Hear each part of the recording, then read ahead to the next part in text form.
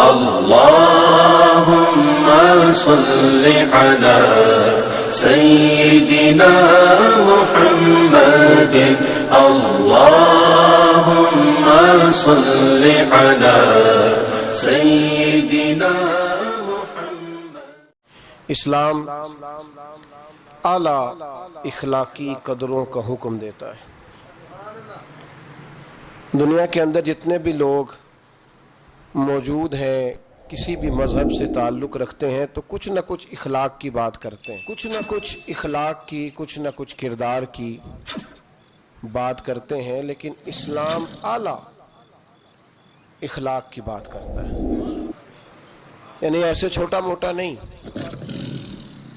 ٹھیک ہے تھوڑا بہت آپ نے کسی کے ساتھ کوئی خیر کا کام کر دیا، کبھی وہ آیا تھا جی میں نے تھوڑی بہت خدمت کر دی، تو یہ تو ساری دنیا کرتی ہے، تو ہلکا پھلکا نہیں۔ اسلام تو حضور صلی اللہ تعالی علیہ وسلم نے فرمایا میں اخلاق کی جو بلند ترین معیار تھا نا اس کی بھی تکمیل کرنے کے لیے دنیا میں آیا ہوں۔ نہیں چھوٹا موٹا تو اخلاق عام سب لوگوں میں ہوتا ہے، مطلب کسی کے آنے کے اوپر کھڑے ہو جانا، کسی کو پانی پیش کر دینا، کسی شخص مہمان گھر آیا تو خندہ پیشانی سے ملنا، تو یہ تو آپ کو پتہ ہے روٹین میں بھی لوگ کرتے ہیں۔ تو یہ جو کنتم خیر امت ہے، بہترین امت ہے، تو اس کا انداز کوئی تھوڑا سا لوگوں سے مختلف ہونا چاہیے۔ میرے نبی کریم علیہ السلام نے جو اخلاقی قدریں ہمیں عطا فرمائیں ان میں کچھ چیزوں پر بڑا زور دیا، ان میں ایک اہم اور بنیادی چیزوں میں سے، اخلاق کی بنیادی چیزوں میں سے ایک بات اللہ کے محبوب علیہ السلام نے ہمیں یہ عطا فرمائی ہے کہ تم نے اپنی ذات سے اوپر اٹھ کر سوچنا ہے، خود غرضی کی زندگی نہیں گزارنی۔ میرا گھر، میرے بچے، میری عزت، میں تھوڑی دیر کے بعد پھر میں، اور شام کو پھر دوبارہ میں، میری سنی نہیں گئی، میری مانی نہیں گئی، مجھ سے پوچھا نہیں گیا، میں خدمت گزار، میں فلاں، اس سے نکلیں۔ بس میرا گھر بن جائے، میرے بچے سیٹ ہو جائیں، میں ٹھیک ہو جاؤں، بھائی بھی جائے، بہن بھی جائے، پڑوسی بھی جائے، سب جائیں، میرا معاملہ بالکل مضبوط ہو جائے، مجھے کسی سے کیا لگے۔ یہ چھوٹی سی سوچ ہے، خود غرضی کی، خود غرضی کی سوچ ہے۔ یعنی اپنی ذات کے میرے رسول کریم علیہ السلام نے کیا خوبصورت بات ارشاد فرمائی، فرمایا من کان فی حاجت اخیہ کان اللہ فی حاجتہ، فرمایا جو اپنے بھائی کی ضرورت پوری کرنے میں لگ جائے گا نا اللہ اس کی ضرورتیں پوری فرما دے گا۔ بہت موٹی سی بات ہے کہ تو اپنی سوچ تھوڑی کھلی کرنا یار، وسیع تھوڑا سا ذہن بنا۔ یہ حماقت ہے کہ انسان اس چکر میں الجھ جائے، اپنے آپ کو تھوڑا سا اخلاق کے بلند معیار پر لانے کی کوشش کریں، کسی کے لیے کوئی چیز قربان کریں۔ قرآن مجید کی جو آیت سورہ حشر کی آیت نمبر 9 کا کچھ حصہ میں نے پڑھا ہے، اللہ کریم نے صحابہ کی تعریف کی، فرمایا وَيُؤْثِرُونَ عَلَىٰ أَنفُسِهِمْ، وہ دوسروں کے لیے قربانی دے دیتے ہیں، احصار کر دیتے ہیں، چیزیں دوسروں کو دے دیتے ہیں، اور لفظ یہ ہے وَلَوْ كَانَ بِهِمْ خَصَاصَةٌ، اگرچہ انہیں خود اس چیز کی بڑی زیادہ ضرورت بھی کیوں نہ ہو۔ یعنی ایسا نہیں ہے کہ 1 لاکھ ہے تو اس میں سے 10,000 دے دیتے ہیں، بلکہ 1 لاکھ ہے اور اس کی ضرورت بھی ہے، سویرے کسی کو دینا ہے۔ وَلَوْ كَانَ بِهِمْ خَصَاصَةٌ، انہیں حاجت ہے شدید، لیکن جب ان کے بھائی نے آ کے سوال کیا ہے تو انہوں نے اپنی حاجت نہیں دیکھی، اپنے بھائی کی ضرورت دیکھی ہے۔ یہ وہ اخلاق ہے جو قرآن پاک نے بیان فرمایا۔ یہاں ہم لوگ، ایک تاجر تو ہمارے خیر ایک بڑا غلط جملہ بولتے ہیں، میں تو ممبر پہ بیٹھ کے پورا جملہ بھی نہیں بول سکتا، ہمارے نوجوانوں کے اندر وہ جملہ عام ہوتا جا رہا ہے کہ میں تو گدھے کے لیے، میں تو کام کے لیے گدھے سے بھی دوستی کر لیتا ہوں۔ جو لفظ کہے جاتے ہیں وہ میں نہیں کہہ رہا، آپ کو سمجھ تو آ رہی ہے نا جی؟ یہ جملہ بولا جاتا ہے، یہ تو بڑے چھوٹے لوگ بات کرتے ہیں نا بھائی، بڑے چھوٹے لوگوں، یہ کیا معیار ہوا کہ کام پڑ جائے تو گدھے سے بھی دوستی؟ میں پھر محتاط بات کر رہا ہوں، حالانکہ لوگ اس سے تھوڑا سا کرتے ہیں نا جی آگے بڑھ کے بات کہ میں کام پڑے تو میں نہیں، بھائی ہم نہیں گدھے سے دوستی کرتے، ہمیں تو جب کام بھی پڑے گا تو ہم پھر بھی کسی بندے سے یہ رانا لگائیں گے۔ یہ کیا بات ہوئی کہ کچی باتیں کرنا چھوٹی. میں نے پہلے بھی آپ کو بتایا تھا کہ ایک دفعہ لوگوں نے مجبور کر کے نا تو علامہ اقبال کو الیکشن پہ کھڑا کر دیا. الیکشن لڑنا کوئی اتنی بری بات نہیں ہے. سیاست کا معنی تدبیر کرنا ہے, اور نبی پاک کا صحیح بخاری میں فرمان ہے کہ بنی اسرائیل کی سیاست ان کے نبی کرتے تھے. اب تو چونکہ لفظ میلا بڑا ہو گیا نا تو لوگ جو ہیں وہ اس سے بچتے ہیں. جملہ اب غلط نہیں تھا, یہ بڑا خوب جملہ تھا. تو حضرت علامہ اقبال, میں لوگ کہتے ہیں میں اقبال کا فین ہوں, تو میں اقبال کا فین نہیں ہوں بھائی, میں تو ان کا عقیدت مند ہوں. فین تو بدلتے رہتے ہیں نا, تو عقیدتیں ذرا پکی ہوتی ہیں. میں اس کا عقیدت مند ہوں, اور لوگوں سے سن کے نہیں, میں اقبال کو پڑھ کے ان کا عقیدت مند ہوں. اور بس یہ میرا ذہن ہے کہ اقبال بڑا ہی اپدیشک ہے. یہ تو دل باتوں میں بھی مو لیتا ہے. کیا بات ہے اس شخص کی. تو یہ لاہور میں نا لوگوں نے مجبور کیا کہ آپ کہتے ہیں پاکستان بننا ہے, تو پھر مسلم لیگ کے الیکشن پہ ٹکٹ پہ آپ الیکشن لڑے. اب ہر بات یہ ہمیں وضاحت کرنی پڑتی ہے, یہ والی مسلم لیگ نہیں جو اس وقت مسلم لیگ تھی. اب یہاں کوئی جملہ کہہ دے تو پکڑا جاتا ہے نا فٹافٹ. تو وہ والی مسلم لیگ جس کا مقابلہ کانگریس کے تھا ہندوؤں کے ساتھ تھا, تو الیکشن لڑے. مولانا محمد بخش مسلم رحمت اللہ علیہ لکھتے ہیں کہ اقبال نے نا لاہور کے ایک حلقے سے کاغذات جمع کرائے, تو کانگریس والوں نے اقبال کے, کوئی بھی برادری چھوٹی نہیں ہوتی, پر ہندو اپنی برادری میں جس کو چوڑا کہتے تھے نا, اس کو اقبال کے مقابلے میں الیکشن پہ کھڑا کر دیا. اقبال نے آج کاغذ جمع کرائے تو اگلے دن وہ بندہ جمع کرا کے آئے, تو تیسرے دن علامہ اقبال کاغذ واپس لے آئے. کہا یہ کیا بات ہوئی, تو کہنے لگے یار دشمن بھی تو کوئی پائے کا ہونا چاہیے نا. اب مطلب کس سے مقابلہ کروں, اس بندے کے ساتھ الیکشن لڑوں, میرا کوئی معیار تو نہیں نا کہ میں اس کے مقابلے میں الیکشن لڑوں. لوگوں نے بڑا مجبور کیا کہ اقبال وہ ہندو پراپوگنڈا کر رہے ہیں, کانگریس شور کر رہی ہے, کہ اقبال ڈر گیا. کہنے لگا جی میں بالکل ڈر گیا ہوں.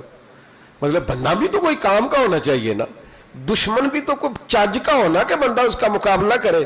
یہ ہمارے کئی سنگی لے آتے, کہتے ہیں یہ کلپ سنیں جی فلانا بندہ اعتراض کر رہا ہے فلاں دین کی بات پر. تو میں نے کہا ہر ایک کا ہم جواب دیں گے, ہر ایک کا کوئی بندہ معیاری ہونا, کوئی ٹھوس بات کرے, کوئی دلیل ہو, اس کا جواب دیں گے. اس کا جواب دے کے تو اسے اہم کرنے والی بات ہے, یہ تو اہم ہو جائے گا اگر اس کا جواب دیا, تو ہم اسے اہم نہیں کرنا چاہتے. معیاری ہونا چاہیے انسان کو. اتنی کمزور. وہ محمود غزنوی کے زمانے میں نا ایک چھوٹے سے آدمی نے اٹھ کے, جس کے ایک چھوٹی سی ریاست کا وہ سربراہ تھا, تو اس نے اٹھ کے کہا کہ میں نے محمود غزنوی سے لڑائی کرنی ہے. تو محمود کا نا ایک وزیر پیغام لے کے آیا کہ وہ فلانے چھوٹی سی ریاست ہے ہندوؤں کی, وہ کہتا ہے محمود غزنوی سے جنگ کرنی ہے. سمجھ آ رہی ہے نا میری بات کی آپ حضرت. تو وہ آپ تیاری کر لیں. تو محمود کہنے لگا میرا دل کرتا ہے کہ تجھے باندھ کے نا اندر تو کوڑے ماروں. اب میں اس پاگل سے جنگ کروں گا, محمود کا مقابلہ کرنا ہے تو ہندو کو تگڑا بندہ لے کے آئے, کوئی معیاری آدمی لائے, معیاری, اس کا کوئی معیار ہو, کوئی سٹیٹس ہو. یعنی اتنی چھوٹی بات کرنا کہ میں تو دوستی کر لیتا ہوں گدھے سے بھی مجھے کام پڑ جائے. گدھے نے گدھا ہی رہنا ہے, گدھے سے جس کو کام پڑے اب اس کو کیا کہا جائے. تو اتنا مطلب کچا. اور یہ بڑے بڑے سیانے تاجروں میں جملہ بولا جاتا ہے, اور بچوں کو پڑھایا جاتا ہے کہ کام نکالو اپنا. بھائی ہم نہیں اپنا کام نکالیں گے, معیار قائم رکھیں گے. معیار اصل ہے. آپ کبھی بھی اونچے معیار کی بات کریں, چھوٹی بات کبھی بھی نہ کریں. قربانی جو ہوتی ہے نا, اثار, یہ آدمی کا قد بڑا کرتا ہے. امام غزالی رحمت اللہ علیہ فرماتے ہیں جس بندے کا رونے کا پروگرام بن جاتا ہے نا ساری زندگی اور روتا ہی رہتا ہے.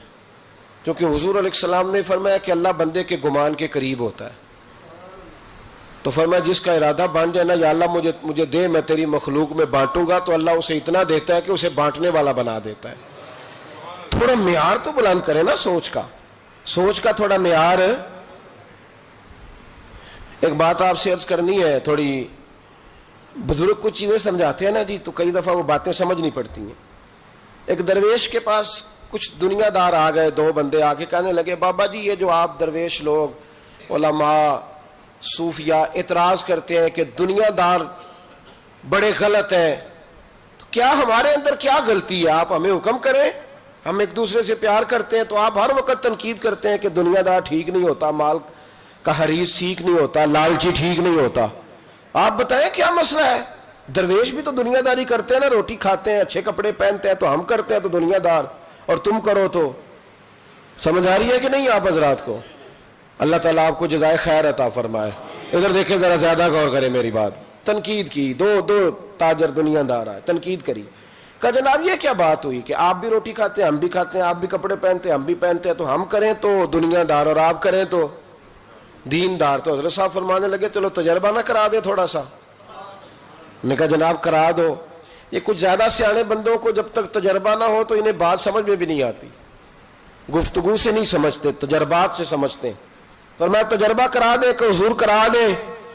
تو حضرت صاحب نے نا ان کے ہاتھ باندھ دیے یہاں سے, لکڑی کے ساتھ نہیں, بازو ٹوٹ جائے تو باندھا کرتے ہیں, تو یہ جوڑ باندھ دیا. آپ کو پتا ہے کھانا کھانے کے لیے یہ جوڑ نہ ہو تو روٹی کھائی نہیں جا سکتی.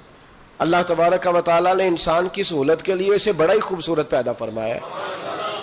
تو یہاں نا باندھ دی پھٹیاں ان کو, دونوں دنیا داروں کو. تو فرمایا جی روٹی کھائیں, آپ کا امتحان ہونے لگا ہے. نے کہا یہ کون سا مسئلہ ہے؟ یوں کر کے سالن کے ساتھ لگاتے اور یوں اوپر کر کے نا منہ میں پھینکتے روٹی. روٹی تو کھا لی پر کپڑے سارے بھر گئے, منہ بھی بھر گیا. حضرت فرمانے لگے جاؤ اندر سے 2 درویشوں کو بھی بلاؤ. ان 2 درویشوں کو بھی بلایا جو تربیت لینے آتے تھے, سالک تھے, حضرت ان کی تربیت فرما رہے تھے. ان کو بلایا, ان کے ہاتھوں کے ساتھ بھی اسی طرح پھٹیاں باندھ دی. آپ میری طرف توجہ رکھیں, ان کے ہاتھوں کے ساتھ بھی نا اسی طرح پھٹیاں باندھ دی اور فرمایا بھئی یہ سالن ہے شوربے والا, روٹی کھا لو. انہوں نے کہا حضور کھا لیتے ہیں. فرمایا بندے ہاتھوں سے کھانی ہے. کہا حضور کوئی مسئلہ ہی نہیں. 2 بندے جب سامنے بٹھائے نا, وہ درویش تھے, انہوں نے کیا کیا کہ ایک دوسرے کے منہ میں لقمے ڈالنے شروع کر دیے. انہوں نے نا ایک دوسرے کے منہ میں روٹی کے لقمے ڈالنے شروع کر دیے. اس کا بھی پیٹ بھر گیا اور اس کا بھی پیٹ بھر گیا. تو حضرت فرمانے لگے یہ درویش اور دنیا دار کے کھانے کا طریقہ ہے. پیٹ ہمارا بھی بھر گیا ہے پر کپڑے بھی بچ گئے ہیں. پیٹ تمہارا بھی بھرا ہے پر کپڑے بچے, کپڑے بچے. بے قدرہ کچھ قدر نہ جاتی کیتی خوب تسلی ہوں, اے دنیا دار پجاری زردے کتیاں دے گل ٹلی. حضور علیہ الصلوۃ والسلام نے فرمایا کہ دنیا مردار ہے اور طلب کرنے والا کتا ہے. اتنے سخت لفظ بیان کیے. روٹی تو کھا ہی لی ہے ان دونوں نے بھی, لیکن تھوڑا سا نا اپنی ذات سے اٹھ کر سوچا ہے. کہا کوئی حرج نہیں, دوسرے کے منہ میں لقمہ ڈالیں گے تو اللہ فضل فرمائے گا. ایک دوسرے کے منہ میں ڈالتے رہے تو روٹی بھی کھا لی اور کپڑے بھی. روٹی تم نے بھی کھائی ہے پر تمہارے کپڑے بچے. آج بڑی دنیا روٹی کھاتی ہے پر کپڑے بچتے. کبھی کوئی دھبا لگتا ہے, کبھی کوئی دھبا لگتا ہے, کبھی حرام کا, کبھی نجائز کا, کبھی چوری کا, کبھی ڈکیتی کا. روٹی کھاؤ پر دھبے تو نہ لگاؤ. دامان توکل کی یہ خوبی ہے کہ اس پر پیوند لگے ہوتے پر دھبے نہیں ہوتے. بھائی جب آپ دوسرے کے منہ میں لقمہ ڈالنے کا پروگرام بناتے تو پیٹ تو اللہ بھاری دیتا ہے پر پھر اللہ آپ کے کپڑوں کو بڑی سفیدی عطا کرتا ہے, پھر روشنی ملتی ہے. مزاج نہیں رہ گیا دوسرے کے منہ میں لقمہ ڈالنے کا.